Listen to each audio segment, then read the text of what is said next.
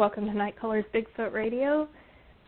It's October 14th, and you're here with your hosts, Lori Phillips and, Lori Hood and Lauren Smith. How are you doing tonight, Lori? I'm doing fine. Mrs. Hood is doing just fine.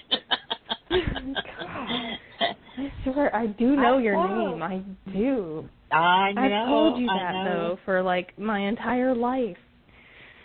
Oh, I was that name for a lot of years. So, yes, it's okay. It's okay. Okay, good, because, the weather. I'm lucky if I remember my own name most days. Yes. Yes. As everyone knows, last week, or if you don't know, we had technical difficulties last week. Blog Talk was down, and we were unable to have a show. We do apologize. So if you had tuned in and couldn't reach us, that was the problem. So we're going to have that guest next week. He'll be on next Sunday night. So we'll be bringing him on, and he's from Canada. So I don't know. I've had a few from Canada, but we're excited to talk to him. But tonight we're going to be talking to Andy McGrath, and he's from Britain. So I love talking to Andy. He is such a sweet man, wonderful, wonderful friend. And we'll be bringing him on in just a minute. Just wanted to ask Lauren, what's the temperature there? And I hate you already because it's still hot here and we're running the air conditioner. It is 46 degrees. Oh, my goodness. I wouldn't know how to act. 46 degrees, and it's rainy and misty outside, and actually another part of the state, it's snowing. So. Oh, my God. How can that be? We're like 6 hours apart. What, 6.5 hours apart, something like that? Yeah, so she's about 6 hours south of me. And the place where it's snowing is about 3 hours west of me. So. Oh. Yeah. I hate them too. I hate both of you. And it won't. And we won't get any. And we won't get any of that snow. Probably we'll just keep getting rain. So. I don't know. Oh my goodness. Wow, that's insane. Well, we were under tornado watch yesterday. I mean, that doesn't even happen in October, but. I wow. know. Well, for all you people out there has a mind of its own that endured through Hurricane Michael, I'm praying for you, and I hope everything is okay, and I hope that everything was okay. Definitely. The sad thing is I was out of town and I was extremely tied up in a project, and I didn't even know about Hurricane Michael till after it made landfall. That's how off the grid I was. Oh my God. Seriously. Well, I don't think you were the only one, actually. I had a couple people that, I was seeing things on Facebook and such, and they had no idea either. So. Yeah, well, I hadn't even been on computer, TV, anything. I was just kind of out of pocket. And I'll tell you what, if somebody doesn't call me and tell me these things, I didn't know. So all of you out there, I apologize if I wasn't praying for you, but I will now. So she's retired. She gets a pass. Yes. You get a pass for being retired. You're out of pocket now anyway.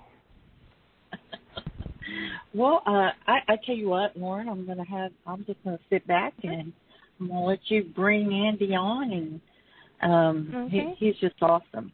So, yes. We were going to bring him on at the end of last season. Yeah, but we didn't get a chance to, so. Go ahead, Lauren, I'll be quiet. Definitely one of our favorites. He's always a great guest, always a great speaker. And so this is Andy McGrath, who is the author of Beast of Britain and is about to have a television show by the same name. So we're very excited for him to give us some more info on that. But first, we're going to just see how he's doing. How are you, Andy? I'm great. I'm really great. Actually, I'm only a few weeks back from the US, in fact. So I wasn't that close to where you guys are, unfortunately, but I was in the right country, at least, to be in the ballpark. Yeah, so I'm fresh back. I'm kind of slightly adjusting to the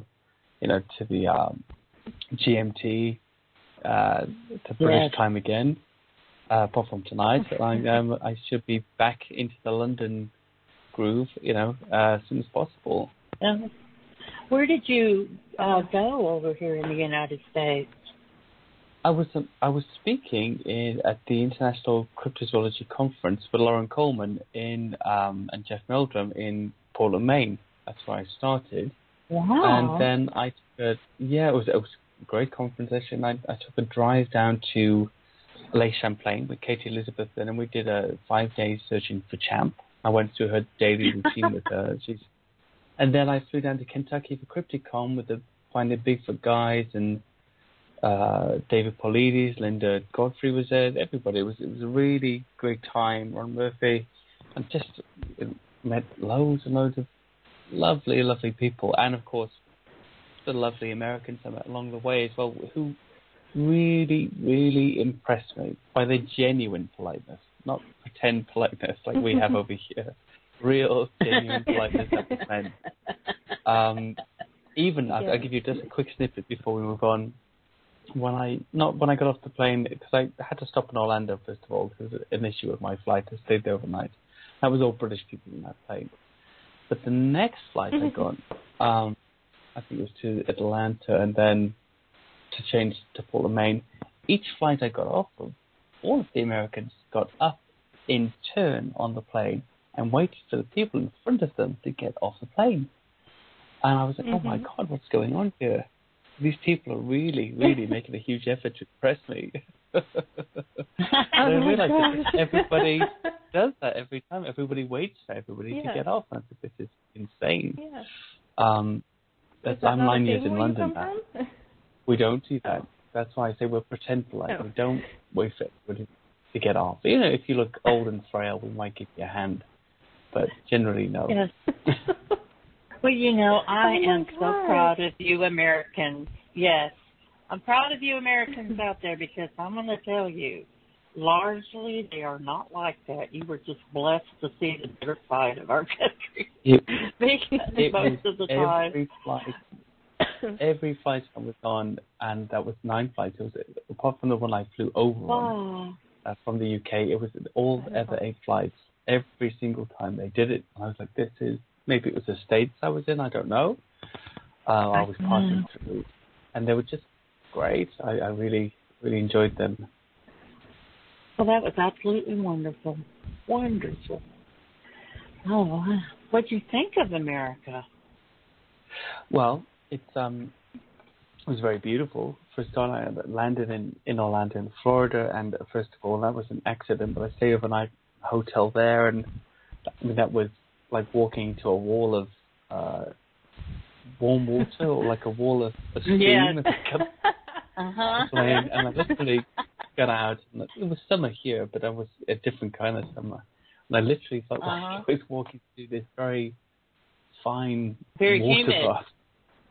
Yes. It was beyond sauna. Yeah, it was incredibly warm, but it was beautiful there. And of course, there was a funny situation with the hotel. They had this beautiful pool, and in the back there they had what they called a pond at the back of the hotel, which was actually like a lake.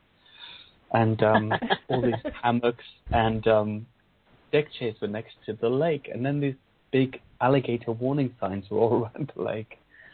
And I just so happens if an alligator comes out, they say, "Oh, if you see, just run, keep running, and don't stop." And I said, "Well, why don't you have like a fence of this? There's alligators. How about a little fence next to the lake?" And they're like, "Well, they're everywhere, so you can't really stop it happening." I said, "Yeah, but you can kind of prevent us getting dragged off our deck chairs into the water."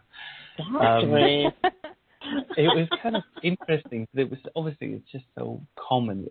They're everywhere, so everybody's like, "Well, no, we don't do that. You just watch out for the alligators. It's a buyer beware situation, Yeah. Right. It's kind of like the pigeons in where you're from, it's like the birds. Well, there are geese that walk around, and there are pigeons. Well, in Florida, there are alligators, and you just don't feed the alligators and watch out for poop. But instead you watch out for jaws. Yeah. So. Exactly. And we don't have many pigeons that can drag you off into their nests and eat you. Exactly. Death roll you. Those pigeons. There's enough of them, I guess, that could take you away.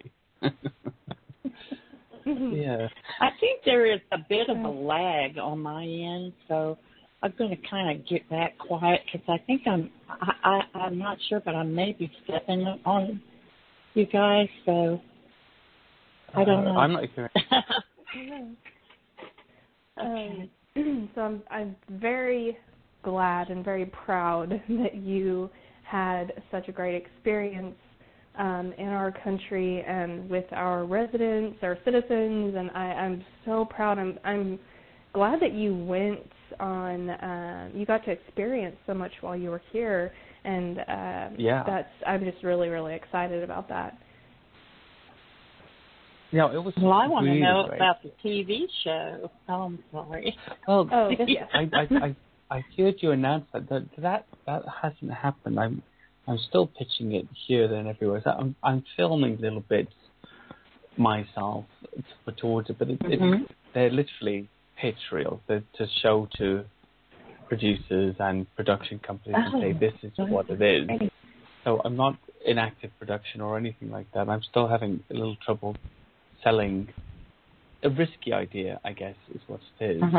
Especially to the British press. But I do intend to start contacting some of the American networks in the coming months now. I've done the British ones. And there were some good responses, but a lot of people said, it's kind of risky and, you're saying something very bold here.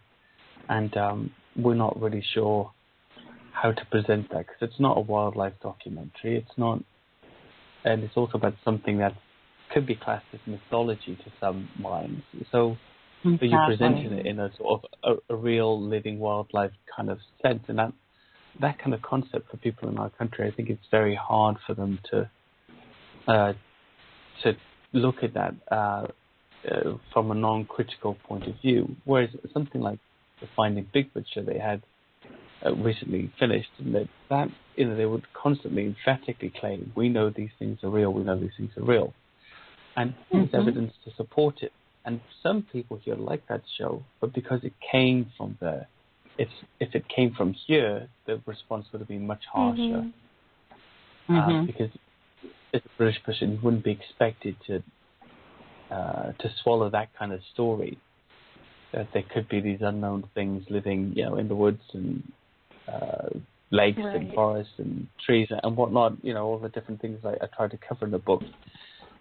Beasts of Britain, and something I did intentionally in the book is actually include out-of-place animals from other countries, invasive species and unclassified, were known but unclassified invasive species like the big cat that we have here, and put them all together. So I was saying to people, I believe these are all animals. These are the ones we know exist, and they shouldn't be in our country, but they are. These out-of-place animals. And these other ones, we don't know they exist yet, but there's lots of anecdotal evidence that points towards them being here. So it's kind of a bit of a psychological, not trick, but exercise. This is how I consider all these things. So anyway, point being, these companies, that's a big risk for them. A lot of people are afraid of looking silly. Yeah. So I'm having some trouble with it, but I'm intending it to take it into your backyard again and see if somebody there wants to present something. Yes, because there's not a genre specific like there is in Britain.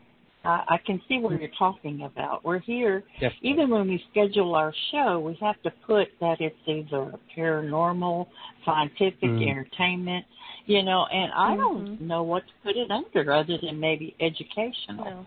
But even then, people will say, well, they don't exist. So how can you educate somebody on something that doesn't exist? Yeah. And no, go ahead. No, I'm just agreeing with you. Sorry, I cut you off. I'm just agreeing with you. It is a difficult concept, and I always say to people, so if people are very skeptical with me, I join them on the skeptical side, and because I think it's good to sit there and say, I agree with you. It's a big ask, but then, and I'd like to talk about the Kraken. Think of the legend of the Kraken. All of these, hundreds of years, or even maybe like a millennium plus, we've had these stories of the Kraken pulling sailors off boats and these big tentacles coming up and wrestling ships into the sea, 100 feet, 200 feet long. It's impossible. Anybody who saw a Kraken was laughed at, was ridiculed. And even, I remember a family member saying that they'd had an experience with a giant squid when he was in the Navy. And that they were laughed about for talking about it. And then, what have we had now the last 15, 20 years?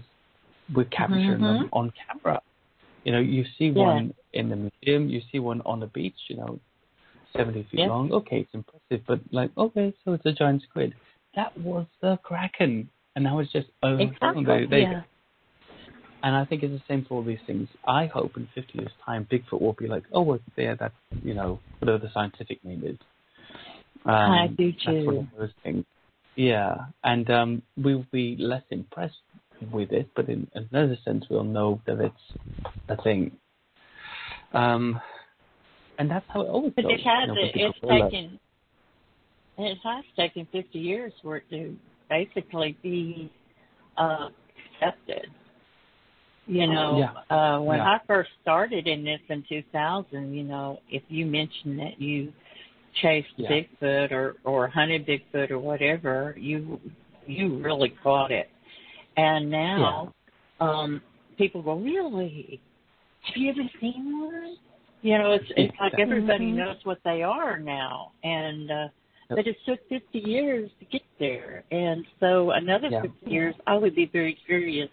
I won't live to see it, but my daughter will. And well, you might. You never know. Well, I don't know. I doubt it.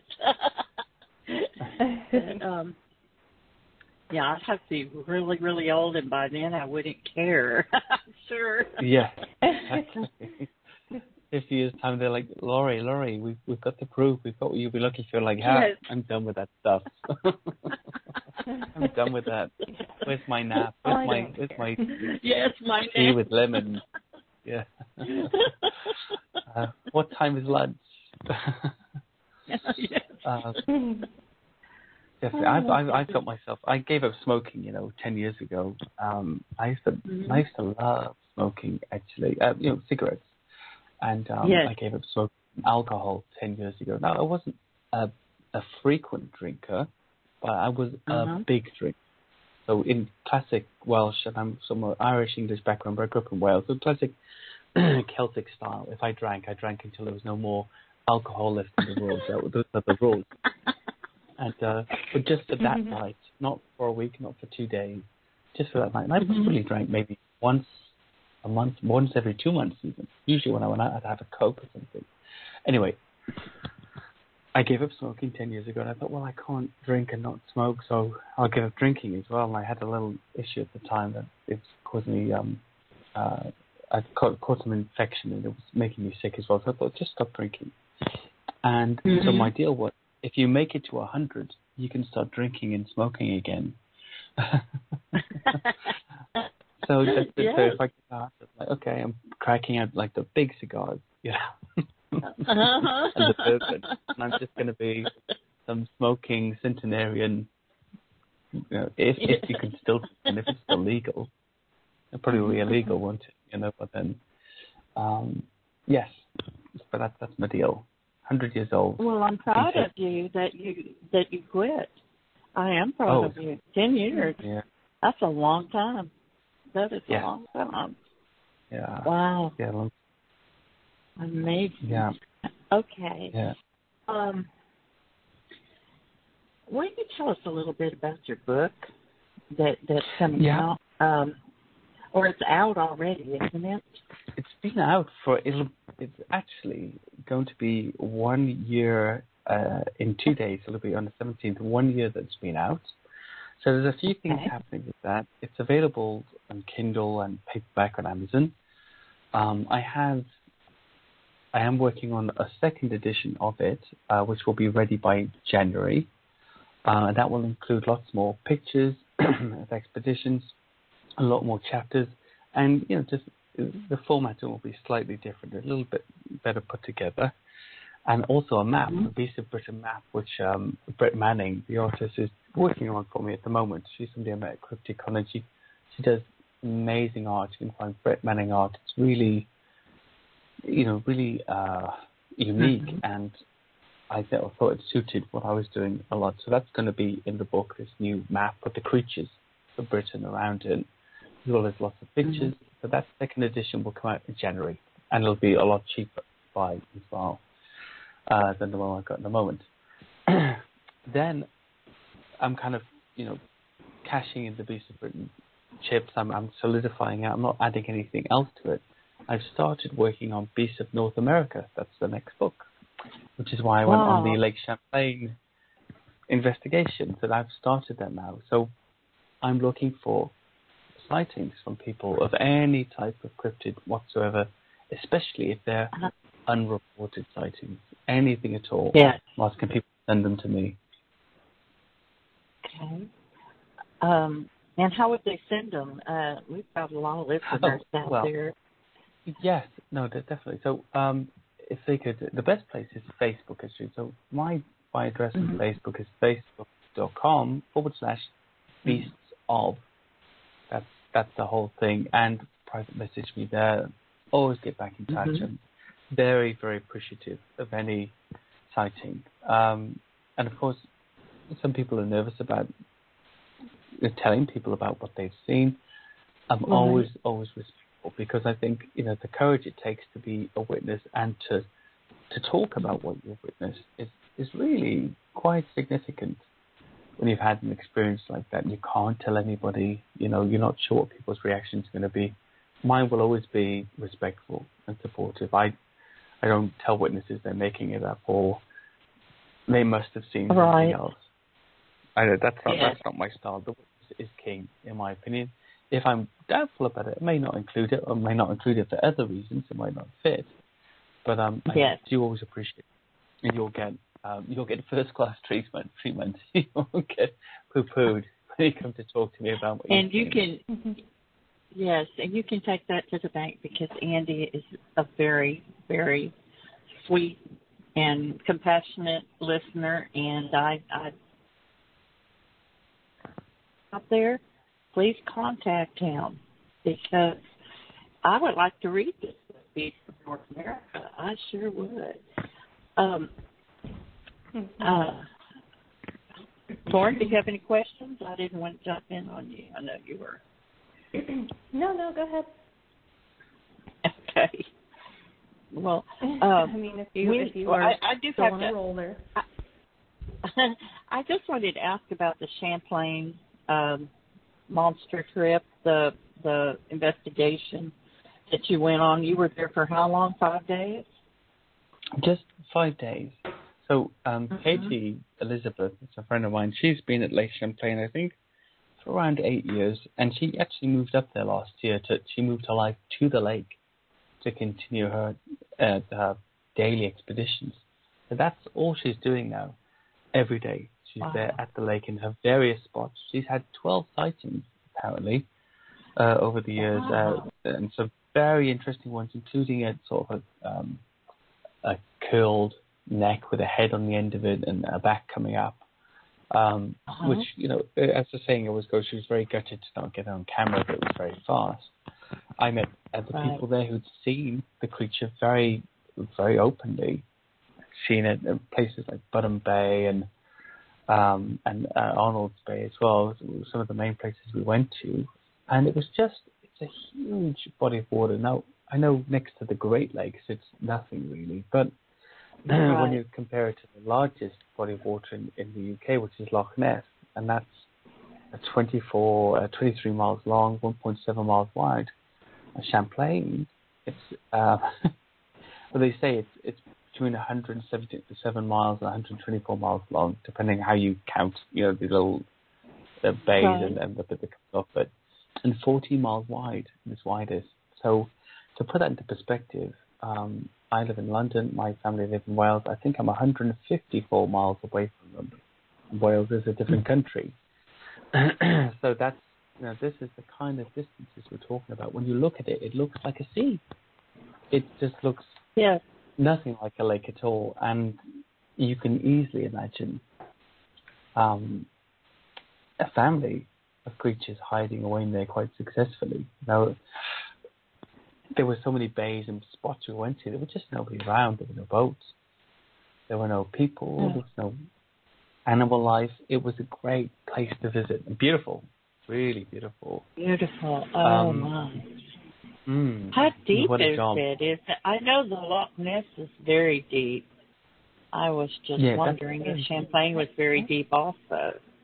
No, it's not as deep as all that. I have the numbers somewhere, actually. I'm sure it might be 200 odd feet. So I'll just bring it up for you, actually, while we're talking. But it varies all the way throughout. So just have a look. Lake Champlain depth. So it's 122 meters. I would have liked feet. Oh. Yeah. Oh, yes. It's meters and kilometers and everything. Okay. Yes. Yeah. I'm still old-fashioned. It's all feet and miles to me. I mean, when they start talking kilometers and meters, I'm lost. Well, the problem here in the UK is we use imperial and metric at the same time for different things. So it gets very easy. So because we were part of the EU, we had to list metric as well. But you get a pint of beer, but you might get a liter of Coke. Does that make sense? And it all switches around like that all the way. Very confusing. Just get used to the fact that it's messed up. I mean, maybe we'll go back to the old way once we leave the European Union next year. Who knows? But I prefer feet. Feet, miles. We measure in stone. I know my weight in stone and kilos. I don't know it in pounds, unfortunately. So that's the only main difference, I think, between us both. Andy, are most of the sightings on Lake Champlain, are they during the day? Yes. I mean, it's completely black there at night. So on the last night I was there, and Katie had a nighttime sighting in Arnold's Bay when she'd been sat in a car with a friend. They'd driven down there, and I think what she'd done is they'd heard something outside, and they popped the car lights on and seen a head on top of the water, and she'd taken a picture, but it was, even with the enhancement, it's hard to make out what it is. So we went down to the same bay of the last night we were there, and the pitch black, and threw out some chicken. We had a little spot of light and a monocular, to see in the dark as well. And it's very frightening, really, to be honest with you. And it's on YouTube, you can find it there. We're just talking away. And it's about 5 minutes of us slowly saying, what was that, with the noises of the water, and slowly getting more and more wound up. Where you see them doing these ghost shows, when nothing's really happening, but we're kind of getting each other frightened. And she says to me, I'm really glad that you're here, because I couldn't have done this by myself. I'm glad that you're here for protection. I said, me? I said, I'm relying on you. Whoever runs fastest is the safest. That's the way I can move really fast. It comes to it. But point being, while we were there at night, without that light, you would see nothing at all. So most sightings are daytime sightings by default. Yes. Because that's when you can see them. Wow. That's just amazing. Okay, so that's never... The Lake Champlain monster or creature has never turned over a boat or injured anybody. No, I don't think What so. about baiting? Have they tried like bait lines out there and things like that with fish on it? Or there, it's well, I've never heard of anything being caught. She's got a theory, Katie, she goes there and she's recorded echolocation there at the lake. She's got the theory that it's being made by these animals. And she wasn't the first to try that. I think Elizabeth von Muggenthaler, she was the first lady to do it back in the 90s. And she caught echolocation also that was very similar to cetaceans, killer whales and things like that. And of course, there are no killer whales in Lake Champlain or any other kind of whales. So her theory is that they're using this echolocation to find their way around the lake to communicate and also stay away from us. So with the boats and the people that are around, they're coming about, then they know. And they can hear it. They can detect us. And that makes sense. I've often thought something similar about the Loch Ness Monster. Either it has incredible hearing or it has some way to detect that we're there. And the boats. And it's often been seen, actually, the Loch Ness Monster, when it's been seen by people, it's often seen ducking down quickly underwater. And then suddenly, half a minute later, the witnesses will see a boat coming around, one of the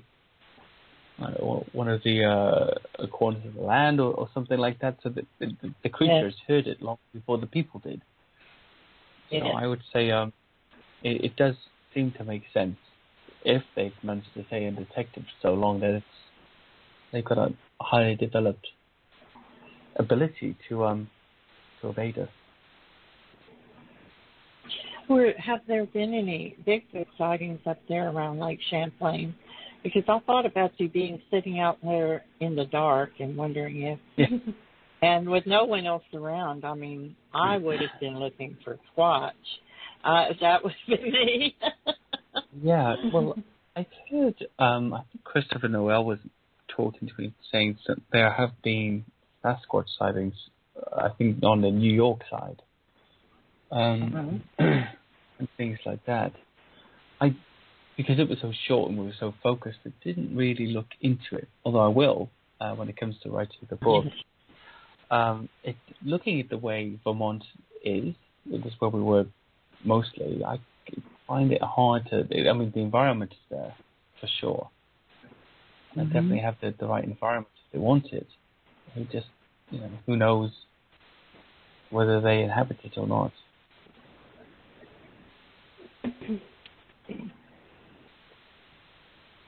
So did you get to go and do any Sasquatch research while you were here in the United States? I didn't. And on the Kentucky Bigfoot Research Organization were next to me in CryptiCon, actually. What's that lovely chap's name, actually? A bald chap with a beard. You know who I'm talking about, is it Keith? Keith, oh, wait. Charlie Raymond. Charlie? Yes, Charlie Raymond. Charlie Raymond. Charlie Raymond. Him and his lovely wife next to me at this conference. And they'd arranged for this big Kentucky Bigfoot thing to happen after the conference. But towards the end of the day, this torrential storm came in. And of course. We couldn't go. Yeah, we couldn't go. Oh. So that was going to be my, go out with their team and see everything that's going on. Of course, Cliff and Bobo and all those guys were there as well. Some good chats with those guys too. Yeah, they were lovely, actually. They were super nice. I was Charlie. You weren't here in the United States this last week, were you, or was it before that? No, it was. I came back on the 12th of September, so it's... okay, good. Yeah. No hurricanes then. No, in fact, the last but one hurricane was just coming through, tropical storm, when I left on the 11th. Okay. I was flying around at the time, so it was close to grounding us. They let us go. We got to leave, and great. I'd still be there probably waiting out all the stuff. Oh gosh, you probably would. Yeah, we've had a lot now, right? What's this, the second or third this many weeks? Yes, it's been a busy one this season. Yeah. Yes.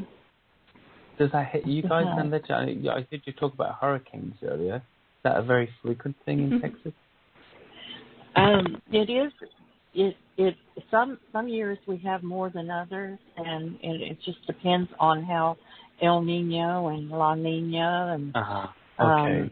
And so some years we have several Category 5, and some years we have just Category 1 or just a few, you know, or we might have one large one and just a few. Or it's really hard to say, but you know, it does affect the people that live, you know, close to the coast, and even where I live, which is about 175 miles from the coast, we've had effects from hurricanes that have come inland. And although that's very rare, you know, for them to come inland and still be a category, I see. 2 or 3, so you guys know. would get tornadoes then? That's yes. That's the most dangerous part of it. Yes, it's the tornado, because we get those tornadoes on the back side of it, and you think it's all over, and then next thing you've got trees laying down across your house, and it's not over at all. And I've just have made a pledge to myself that if we ever have another one, I'm not staying out here where all these trees are. I was just absolutely terrified that I was going to be crushed. And we've got some very tall trees around my house. Yes, I was going to go and stay in a motel or something, you know, just somewhere else besides here, a basement. Not that common for you to have to go through that. I mean, that's very frightening, but it's good to know it's not that common that you should go through that type of situation. Yes. Yeah. I did ask my wife about it. You might remember that my wife spent 6 years of her life between 6 and 12 in Texas, in Arlington. And really? Yeah, she did. Yeah, so she jokes that she grew up there. She was a little child. I guess she became just before she was a teenager. She left, and she really liked it. Actually, she always speaks very positively about living in Texas. Does she have an American accent? Not really. I mean, some Brits might think she does. So she's from Israel, and they moved over there. Some job or something that was going on with her parents. And then they came back to Israel when she was 12, and she's been here now in the UK for 13 years, so she's pretty British now, I think. Her English is definitely much better than mine, because she speaks it correctly. I don't see how. No, it is. It really is. I really like listening to you talk, so I need to be quiet, ask you questions, and let you do all the talking. First of all, I know, you know, you've been on our show before, but for anyone out there that has not listened to you on our show, can you tell them a little bit about the different beasts of Britain? Yes, no, absolutely. So we've got a varied amount of different unknown reports here of unknown animals. The primary one that most people would be familiar with would be things like Nessie, lake monsters and sea monsters. Mm-hmm. And we've got a range of different sightings around the country, within lakes and lochs, which is the Scottish word for lake, and also around the coast. So when I started writing the book, it was because somebody challenged me to show there were more creatures in this country than just Nessie. I had to go and look for these reports, and I knew about a lot of them. Then we have the British Bigfoot, which is always, you know, a big tester for anybody who hears about it. Even for a lot of the researchers here, it's quite an unknown phenomenon. Now, we do have it in our history, in the form of the wild man, the green man, and the wood woes. A lot of people don't realize there's lots of modern sightings. So that's one of the things I really focus on in the book. And I was really helped with my research by the British Bigfoot Research Organisation and people like Deborah Hatswell, who's the head of that. And she was a witness here in the 1980s of a Bigfoot that she saw in a place called Wheel Hill Park in Manchester, just on the outskirts of Salford and Manchester. And that sort of sent her on this journey, this 4-decade-long journey to find other witnesses. And she's compiled around about 460 sightings now on an interactive map of the UK that you can go to and click on the sighting on the map and read the sighting in the witness's own words, undoctored, unchanged, just as it was reported. So these things are quite important. There are a few dogman sightings spread around the country. They tend to be in pockets. Some unidentified flying cryptids like pterosaurs, the owlman in Cornwall, and some other unknown creatures that don't match any particular description. And then we have, of course, we have the big cats, which tends to go back to the 1970s when we brought in this law called the Dangerous Wild Animals Act, and we told everybody, okay, now you can't just buy these panthers and cougars and lions and tigers. You have to have a special register where you pay for a license and you have special enclosures to keep them. Lots of people just let them go. Lots of people admitted to letting them go. And we have thousands upon thousands of sightings in the last 40 years. And even every year, there's hundreds of sightings. This year, because it was incredibly dry here, the driest it's been in a few decades, there were loads and loads of daytime sightings. I'm actually putting together a little, a big blog, actually, of an assessment of these sightings.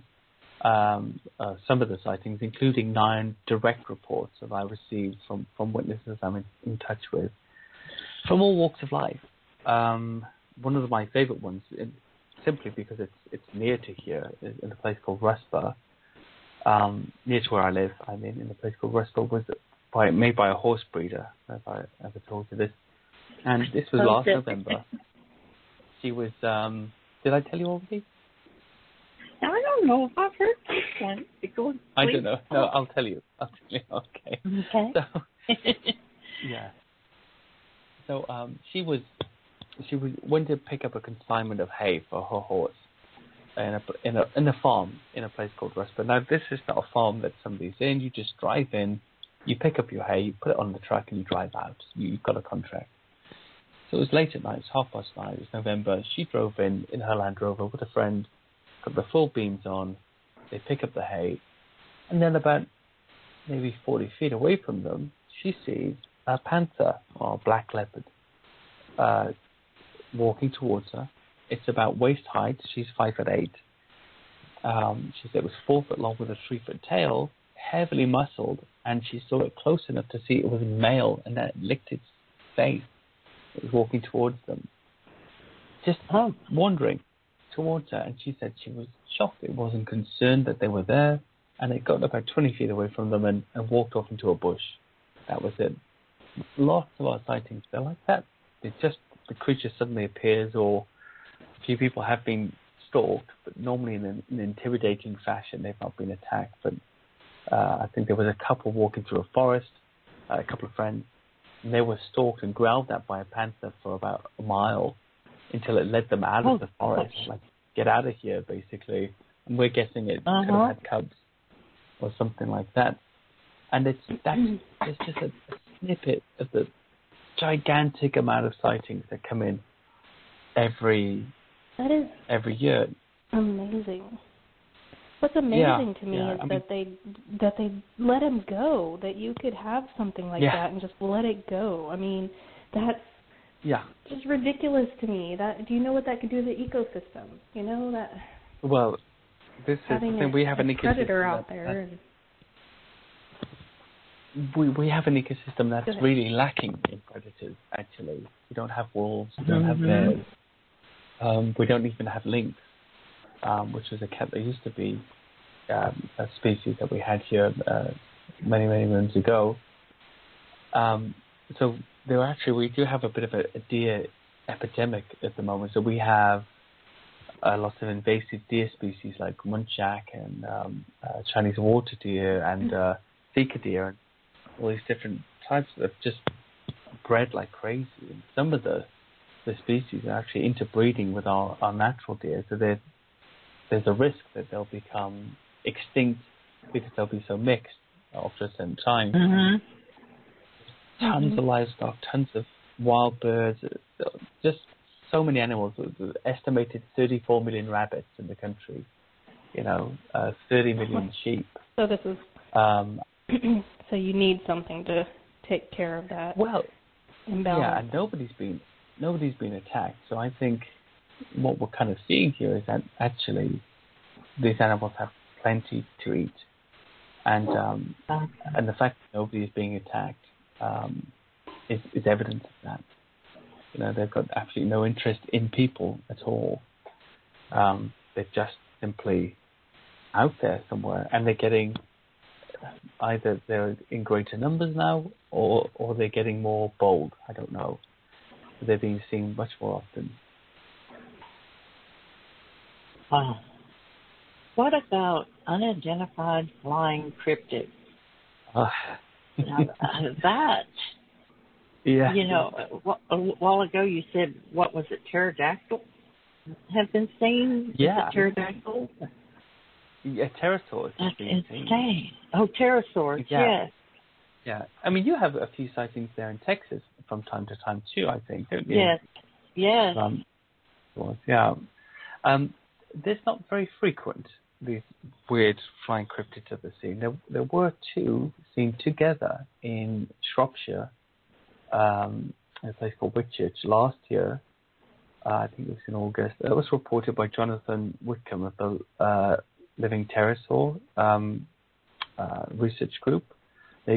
People have been going to Papua New Guinea to search for the rope and things like that. And he also very frequently reports on pterosaur sightings in the US and other places. So he shared a report which was given by a lady there in Whitchurch, Shropshire last year, and she lives on the edge of a big bird sanctuary, actually, so she's very used to seeing different species of rare birds and things like that. And she heard this strange screech, and she looked and saw two featherless, leathery winged pterodactyls, she called them. The way she described them was like pterosaurs flying, across from some trees across the field over her head, and off into some trees on the other side of the, on the other side of the field there, and they disappeared. And her son also had a sighting a few days later with a similar shriek. He described the same similar, featherless bird, all of these dinosaurian kind of features. So to have things like that now and again. Were they able to determine how large they may have been? She said it was bigger than the biggest heron she's ever seen. Oh, wow. Yeah, and that's a strange qualification with that sighting as well, which is she lives in a bird sanctuary or on the edge of one, so she sees lots of strange birds all the time. Mm-hmm. So it kind of, I suppose it makes the possibility of mistaking it for something else a little less possible. I'd be very interested to know. I mean, we did have a lot of sightings here in the 80s, actually, of pterosaur-like creatures, which were very, very interesting, I thought, anyway. Just if they're seeing something else that they're mistaken for a pterosaur, I think it must be a very large and very strange-looking bird. And exactly. I'm unaware of any birds that look featherless. Exactly. Did it have the long beak? Did they say it had that long needle-pointed beak, kind of like a needle-nosed guard? Yeah, I know what you mean. What did she say about them? They were bigger than the biggest heron she'd ever seen, with large beaks and leathery wings, both grey in colour. They made a strange screeching sound she hadn't heard before. Also some other pterosaur-like sightings in the Air Valley in 1982. So that was when a pterodactyl-like animal was seen in the skies above Ayr Valley in West Yorkshire, in a wooded area known as Devil's Punch Bowl. It was flying low and erratically on large bat-like wings. It's also witnessed by a resident of nearby Eldwick, who described a grey creature with pointed beak and short legs. Spotted again by a man walking his dog, the witness heard a loud scream followed by a low groan, feared that somebody was being mugged, and went to investigate, and he heard the same sound repeated again from a nearby rooftop, looked up to see where they'd emanated from, only to observe a tall, bat-winged, bird-like creature perched upon a neighbour's roof, towering over the chimney pots. He said it was making a screaming call with its beak open and a grunt with its beak closed. It launched itself from the roof, its weight causing it to drop below roof level before its slow wing beak carried it off into the darkness. And he said the monster's wingspan was 8 feet. 8 feet wingspan. Wow. Have you... There's an American movie, horror film. It's called Jeepers Creepers. Have you ever heard of that? I don't watch horror films. I've heard of it. Yeah.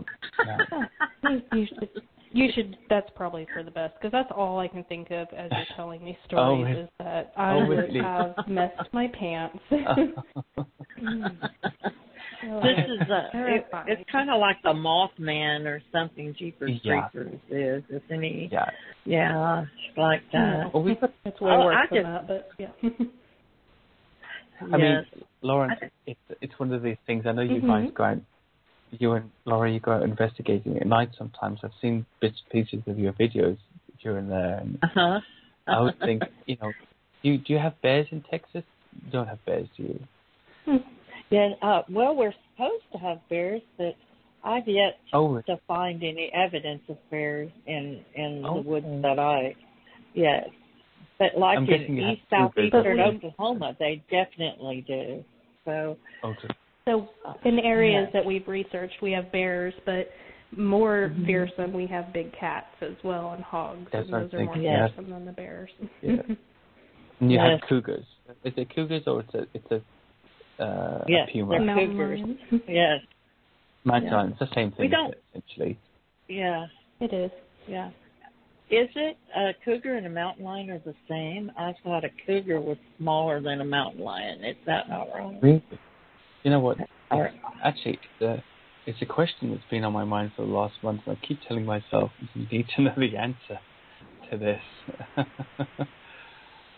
Yes. And it's just one of these things that you look into. Okay, so the cougar, also commonly known as the puma or mountain lion, is a large felid of the subfamily Felinae. Okay, so it's the same thing.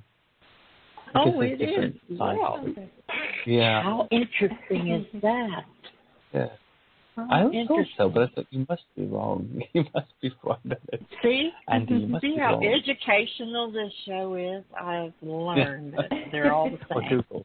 Google called it that. Google.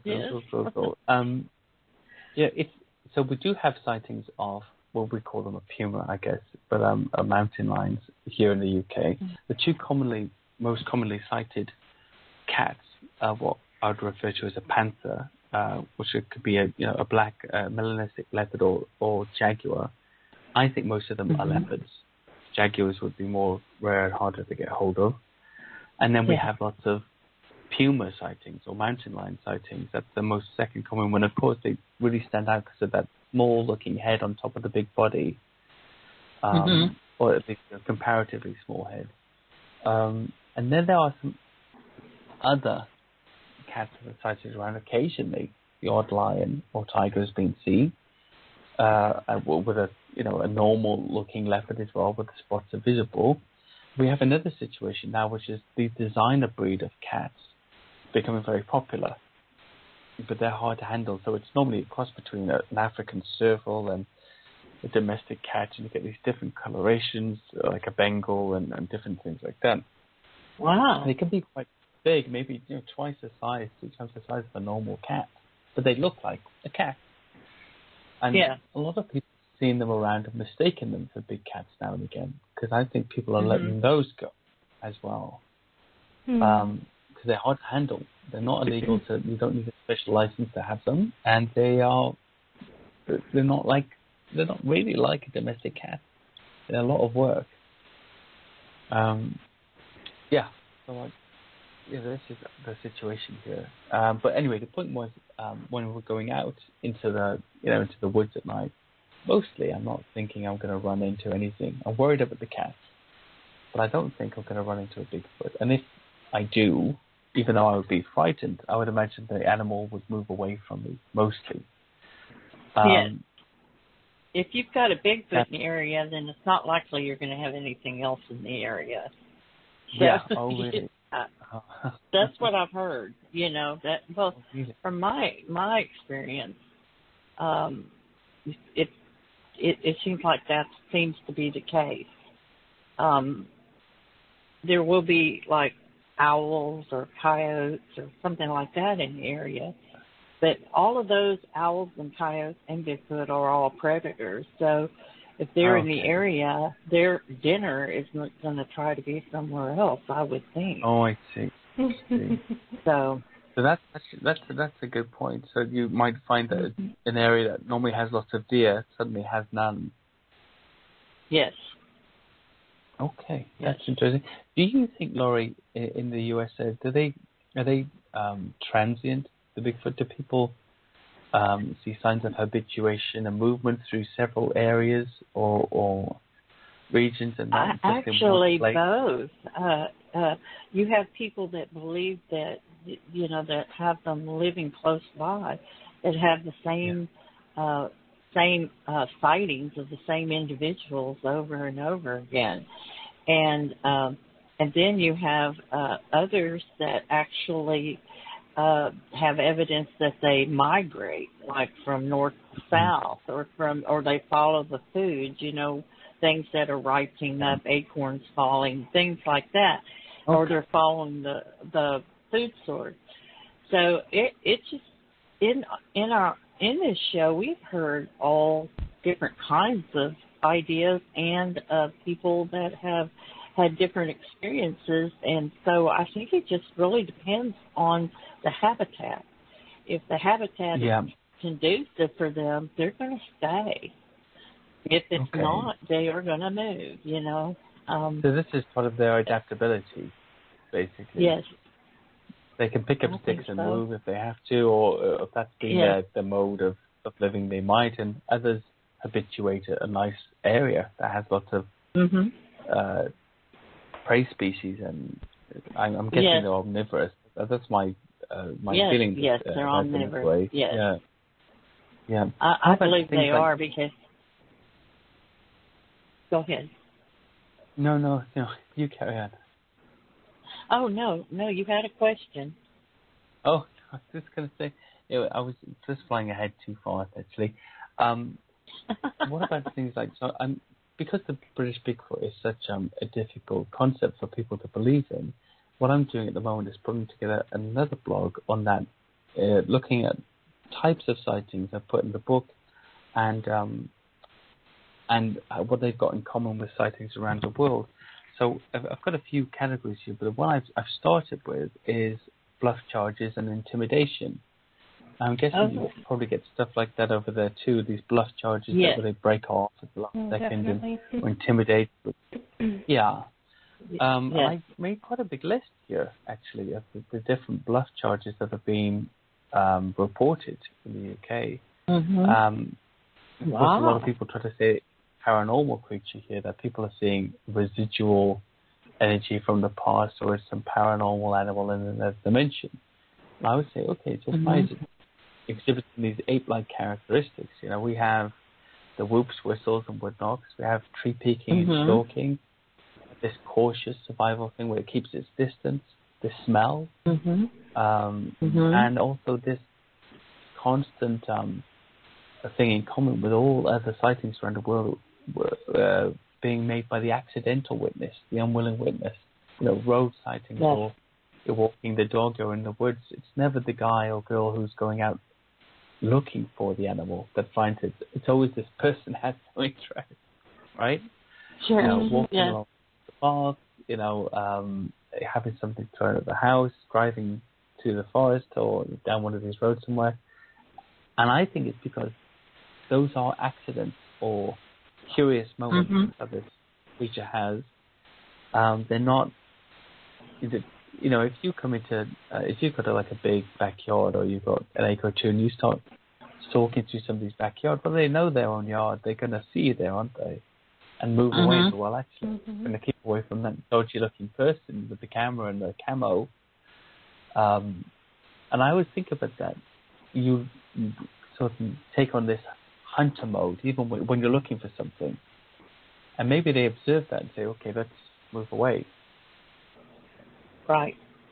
I agree with you there, that the people that accidentally see them, they don't know anything about them, so they're not looking for them. It's just like we have hunters that say, well, I've been hunting in those woods all my life, I've never seen anything.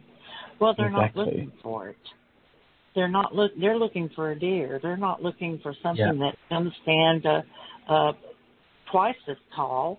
It's going to be hiding behind a tree, and it's usually dark and in the shadows and easily concealed. That's not what they're looking for. They're looking for the deer that's much lower to the ground, and they're just not looking. And so I do believe that the Sasquatch, if they're out there and they are observing you, they're observing your body language. You remember we were talking about body language before. That they can tell. They can tell that, you know, that you're, okay, say they sound off a wood knock. They say that when they wood knock, they're actually very close, and that they're probably watching you when they wood knock. If they see you pop your head up and look over there and you get kind of all excited and your whole body language gets excited and say, oh, that's a Bigfoot knock. Well, you know, they see that. Even if it's cool, and try not to act like you're a newbie out there, which some people never get over it, like me. And but anyway, you know, even if you're cool out there, they can still sense. Even by, you know, your excitement puts off a scent, and they've got I believe that they've got incredible vision, incredible sense of smell. Because anything that lives out there does. They don't smoke, they don't drink, they don't cook with fires. They have just that natural scent only. And so when anything strange comes, and I think just our entire body language and that our body puts off scent. When we're nervous, it puts off a scent. When we're excited, it puts off a scent. Yeah. I mean, other animals can smell us, so they must be able to. I totally agree with that. And the body language, 100%, because even your eye, when we're walking down the street, even from 50 yards, you can feel the body language of the person coming towards you, even if they don't seem to be doing anything suspicious. You can often tell if they are. Yes. There's something about it. Their intention is actually written in their movement, even when the movement seems irregular. I was broken into about 6 years ago, and me and my wife were coming back from work late. We'd been in London, and we were walking down the street. Our street is very quiet, but people do walk up it now and again, and we saw a guy walking towards the house very slowly. He looked like he was a bit drunk, but I could immediately tell that he wasn't walking anywhere. He had nowhere to go. And I thought, that's very suspicious. And as we got close to the house, he passed by us. He passed us and we went into the park. And there was a little path going around the back. It was like a group of flats, apartments. And I turned around and he turned back suddenly and he saw me, pretended to pick something up off the floor. I thought, this is wrong. And I went straight into it. We're on the ground floor, straight into the apartment, to the back. And I saw that somebody had tried to break into the window. So he'd obviously gone around to warn them around the back. But I didn't know what it was, but I knew from 100 yards away, this guy is not supposed to be there. He looks normal, he's walking normal. Something about him says, I've got no direction. And they say when you're in a foreign country, if you don't know where you are, look like you know where you're walking to. You know, don't get the map out, walk in a straight line confidently and blah, like you know where you're going. It's like that. He didn't know where he was going. He had no destination. And I think, they read our drawn out point, but they read our body language too. So they read when we're in the search mode. They read when we're, like you said, when we're excited. And I think if they've survived this long without proper detection, it's because it's their mode of living is to stay away from apex predators like man. You know, hunters don't see them because they're carrying guns, shooting things. So they kind of move away from that. You know, if they can hear and smell and see, they got to get away from that action. A lot of people say that to me here. I'm a wild camper, Andy. I've been out in the woods for years and years and years. I've never seen a single Bigfoot, so it's not here. And it's a strange concept for me when somebody says, I've not seen it, so it doesn't exist. And then I try to name a couple of other animals they've probably never seen, but we know exist, you know. Right. Have you ever seen a horseshoe crab? You know, have you seen, you know, all these different things? I actually have seen a horseshoe crab. Oh, have you? Okay, well, there you go. Yes, I did. When I lived on the East Coast, I saw them there at the beach. Yeah. Well, I've never we seen do them, the Laurie, same so I don't thing, believe like how they many exist. times have you seen a bear? Yeah. Oh, I've never seen a bear. Never have. Yeah. Mm-mm. But they exist. And they're I've there. I've seen evidence in certain areas, but I've never actually seen them. Wow. So I'd be terrified if I did. I just think grizzly going to eat you, you know. Oh, no. Yeah. Do you have grizzlies? But, you know. No, yes. we don't even have not where we live, but, No. but up north, yes, they do. It's beautiful country up there, but I'd be afraid to go camping.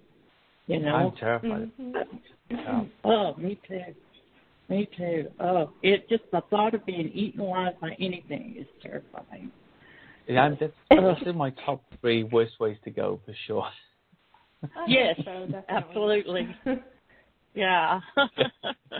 The whole, I mean, I'm opposed to it personally. I'm opposed to it as well. You and I are in total agreement. Yeah, totally agree with. We're against being eaten alive. Well, Andy, is there anything that you want to share with us before we go, because we have run out of time? Yes, no, absolutely. Just that basically. The book's still available on Amazon and the Beast of Britain. You can find me now on Tumblr, on Instagram, on Twitter, on Facebook, Pinterest. All of these things I'm updating. There's T-shirts online as well. And I always say to people, you know, it's not nice to push merch on people all the time, but there's some links on my different pages, or if you can go on Amazon and put in Beast of Britain, you'll find T-shirts. There's some nice, varying little designs. It all helps, but don't feel any pressure. They're there for you. You know, if you want them, and if the shoe fits and you wear it, then that makes sense. I highly recommend following him on these various social media websites and purchasing his book. Definitely follow him on Instagram because Mr. McGrath likes to take walks. And as you know, where he lives is absolutely beautiful. He can walk down the road from his house, down the sidewalk. And it's absolutely gorgeous, the pictures he takes. And I very much enjoy opening my phone with my cup of coffee in the morning and seeing where you've gone on a walkabout to. I absolutely enjoy that. So I definitely recommend following him on Instagram and all of his other social media as well. Well, I'll definitely I'll remember that now. I'll send you a little shout out when I take my morning pictures, Laurie. Definitely, I appreciate that. That's nice. I do. I so enjoy that. It's so peaceful. Thank it's just you. like you've never been to a boring place. I have, but it's all in the framing, you know. Oh, yes. That's true. Yeah, behind me there's like motorways and helicopters and everything, and I've just got a little bit of wood in the corner or something, probably, right? Yeah, no, I mean, we're just on the outskirts of London, and it's not the quietest place in the world, but there's plenty of woods and trees all around, and that's Britain, actually, for the most part. You get outside of the towns, the statistic is only 10.6% of the entire country has urban sprawl over it. A lot of people don't know that. So it's very woody, it's very green, even in the cities. And that's amazing. Oh, wow. That is amazing. Yeah. Do you live very close to Downton Abbey? I just have to ask you that. Do you live very close to Downton Abbey? Where's No.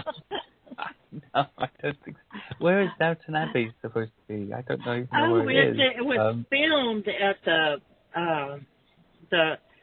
what was the name of that? It's the castle. I'm looking for you now. Oh. I'm looking. Highbury Castle? Yes, Highclere Castle. It's in Hampshire. Highclere. Actually, no, I'm not far. Oh. Yeah. Beautiful country there. Beautiful. Yeah. One of my favorite shows. I really like this is all like that around here. Okay. Oh. Yeah, well, if you guys come, we'll if you ever visit, we'll do the Downton Abbey tour. Yeah, there we go. We've got to do that. Mom, bucket And if you ever come over to the United States again and come down Texas way, we will take you out Bigfooting. Oh, thank you. No, I'd love that. I mean, I'm trying to get some we'll protect you. things for next year. I think there's a Texas Bigfoot conference actually, so I can always apply to that guys. But I'm trying to get a bunch in a row to make it, obviously it's an expensive trip, so I want to make it worthwhile. Right. Yeah. Absolutely. But I would love to. Definitely. My Texan family, I'd love that. Oh, that would be great. We thank you so much for coming on, Andy. We always love having you on the show. And anyone that is interested, he's got 2 parts of the book coming out, and one book's already out, and then the second part's coming out the first part of the year, right? It's just the second part? edition, same book, extra chapters, and it just a bit cheaper, and it's been reworked slightly. I've added a bunch of pictures and chapters just to make it a bit more worth the price I'm charging. Oh, excellent. Okay. Well, I guess we better call it a night. Right. Okay. Right. Okay. I don't know when they're going to shut us off, but may have, but all right. Thank you so much for coming on tonight, and I've so enjoyed talking with you, and we will have you on again soon. Thank you. Thank you, Lori. Thank you, Lauren. You're welcome. Thank you, Andy. Bye-bye. Well, next week, same time, same station. Talk to y'all later. Good night, everyone. All right. Good night.